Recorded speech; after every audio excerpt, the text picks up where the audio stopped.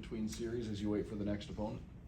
It's good to get. We don't take days off in series, so we took a day off yesterday in terms of the players, and it gave the coaches a chance to get started. And now you're kind of working twice as hard as you'd like to be because you got two teams you've got to do. Just video prep for. But as far as the stuff, there's not that much aberration in anybody's game now that these guys haven't seen it before. So it's good to get some rest, not so much fatigue, but just bruises, right? The standard minor injuries that players get in every game, right? There's, you've got lots of guys with blocking shots and things like that. They get a little rest, they get cleaned up, you get ahead of it. So that's the great part. How advantageous is this for Sam Bennett? It doesn't change anything because the next series is starting at the same time regardless. So it's not like we push the series back or he gets better rest when he's not out. So he'll skate tomorrow for the first time, and then it's going to be, we'll see.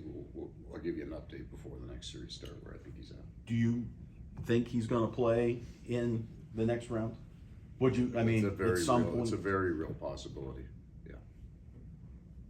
And speaking about your prep time, does it help that these are two teams that you've played not only 4 times, even the regular season, but recently? You know their personnel, Well, it helps, but it helps them too, right? Because they're going to come out either after a game 6 or a game 7 now. They're not going to have a lot of turnaround time, but they own us. They know us. We know them.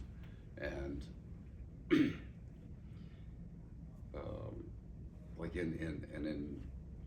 like a 13-month period, those are the 2 teams we probably know the best. Because we only played Tampa 3 times this year and we didn't play them in the playoffs. So whatever advantage you might have, the other team has the same prep time. Some people complain about the playoff structure with the pods, and they want the 1 and 8 back or whatever. But when Gary Bettman said, when the NHL set this up, it was to create interdivisional rivalry. Do you think it's worked? Do you think that's happened? I do think it's worked. I don't think there's much change, right? Like if you really 1 through 8 with the way it's set up, you know what? Where you get grumpy is, and it happened to us. We finished with, I'm not sure what the number is, but like 112 points one year, and Nashville finished with 114. We were 1 and 2 in the league. We met in the second round. Right. That one you're going, hey, what's going on here? But my understanding, and I could be way off on this, and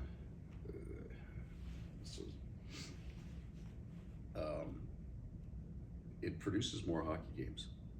The way it's set up produces the highest number of hockey games. I'm not a mathematician, but it would make some sense. You get more even series. Vegas, Dallas, which is unusual anyway because they would play each other anyway, right? 1 and 8. Right. But when you get those teams that are more closely in finishing their season more closely related because of the way it's set up, you get more games, and that part you got to get behind. Like that's a good thing, right? More hockey. What I want now is to see hockey every single night, especially because we're moving on to the next, right? I want 7 games, right? And then it's also the fun part of my year. I know exactly what I'm doing tonight. It's going to start at 7:30, right? So as many hockey games we have, I think it's just great for the game. That part, I think, sometimes as a fan or maybe more as a coach, when you think, hey, it's not fair. We didn't get the lowest seed possible. It's not always about you, right? About what you want. The fans get more hockey games, more playoff games. And I think that, as great as the regular season is, as great as our sport is, I feel like we sell it the best in playoffs, because that's when it gets to a level that's just awesome to be a part of for fans, for the players, coaches, everybody. So more playoff games is good. Could have just said that right at the start. Feel free to edit right up to that. I'm not editing. Playoffs good. I don't know how. When you challenge offside, it's usually it's good, very cut or dry. Right. Somebody's on, somebody's off. Right. Goaltender interference is opinion, largely, a lot of the time. How does the process differ in those conversations you have to have in 7 seconds with whoever's watching? Yeah, I won't factor, like the offside call is, I mean, it's almost 100% our video guys. They've got the different angles. What happened in the playoffs last year? A really, really important offside call that I never saw. I never saw the video of it. He couldn't get it out to me fast enough. It was happening that quick. it's offside, so I called it without even knowing. The goaltender interference, there are more. Well, first of all, the idea is that the call has to be overturned, and then I think you asked me at the right time because we just had 2 go our way, so I'm more philosophical and positive about the process. Is still being redefined, right? Like it's still not redefined; it's being defined. So it's in some ways more clear now than it was 4 or 5 years ago when it first came in. I think there's some iterations. There was 0 tolerance. There was lots of tolerance, kind of went to 0 tolerance, came back to more tolerance, and now they've tried to narrow it. If the goaltender can't get to the save, I think it's goalie interference. So what I do back there on that is truly spirit of the rule. I try not to factor in all the things that are criteria that they tell you. Just, is he in his crease? Did it stop him from making a save? I think he can save. It's almost that simple. Now I will factor in score, place you are in your season, how do I think I'm going to get it overturned? I mean, there's been those. That's goalie interference in my mind, but I don't think they're going to overturn it, so I don't call it. On that one, the first one for me, the one that I called, I thought there was goaltender interference there, but I wasn't sure, 100% sure where it was going to go. Was there enough? I mean, it's there, but then the other factors around it said it's early enough in the game that if you're wrong, even if you get down 2, you know, they may sit on that lead, right? Because they're protecting something we'll have time to claw. The interesting one was the one the other night, Vancouver, Nashville. They were up 3-1. It didn't change the game, but Nashville tied it, or went a goal under. It was 3-1. They made it 3-2, but they lost the game. But he's in the crease. The goalie skate hits, and there's a 1, and there's a 2, and then it goes into the back of the net. And you're thinking, if that's at a different time in the game, he calls that all day long. But now there's 2 minutes on the clock. You were up 3-1. Now you're up 3-2. You make that call. Put your faith in your 5 against 6 rather than your 4 against 6. So. Coach, after the last game, you gave a specific shout out to Anton Lundell for the game. Yeah. 5. What is it like coaching a player who is still just 22? I assume when, you know, Barker and Chucky, those guys really don't surprise you anymore. You know what they can do, they're stars. But with a guy like Lundy, I'm sure, since he's still hasn't really reached that ceiling, sometimes you might ask him to do something not knowing what might happen, I imagine. So a player who's 22 years old can develop. He's going to develop into 3 or 4 different kinds of players. He might, if he's in an environment where offense is, really looked at a premium, he will develop his skill game and he'll play the game like a skill player. And then he's also capable of being a really good defensive player. So there's a middle of ground there, but it's very, very hard, very intense, where I'd like to see him get to. So I have an idea of what Anton Lundell should look like as a player.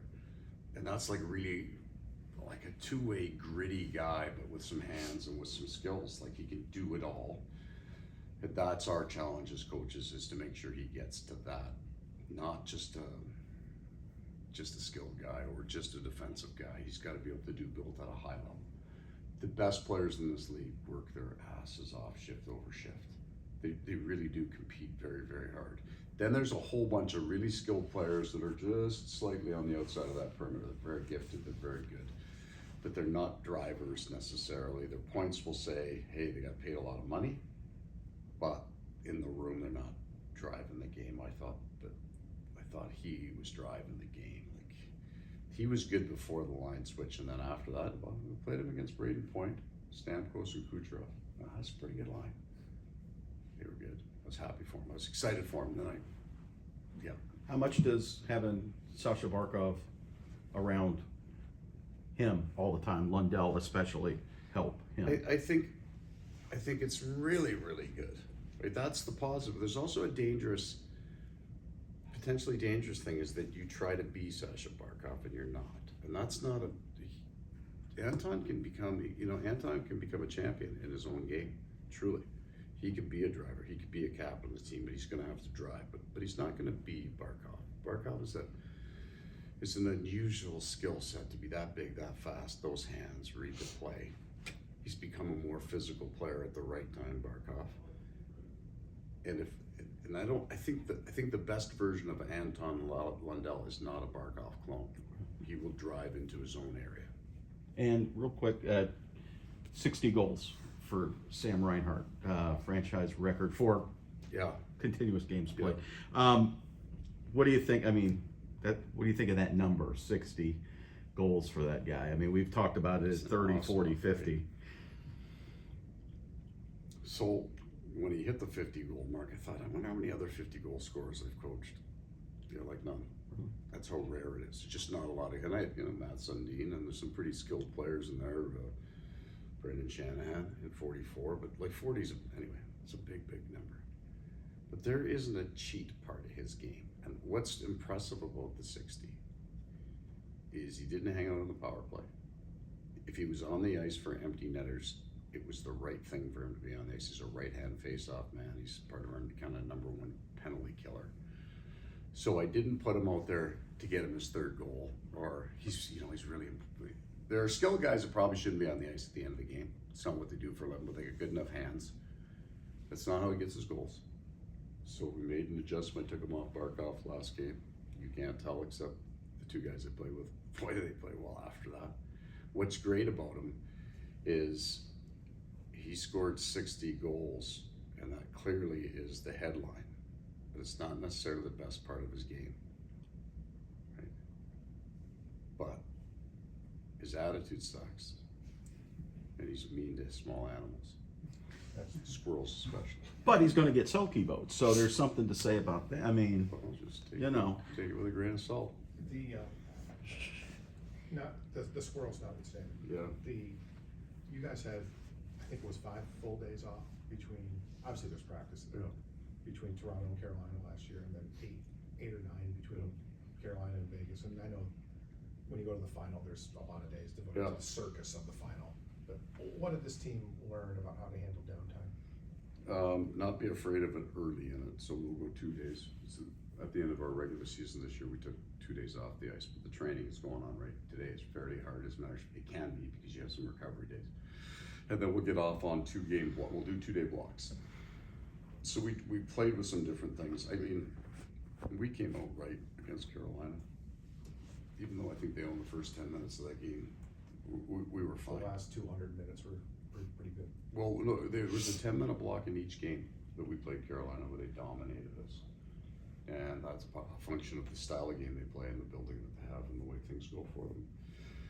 But so what I thought was, I thought by the time we got to Vegas, it didn't matter how many days we had off.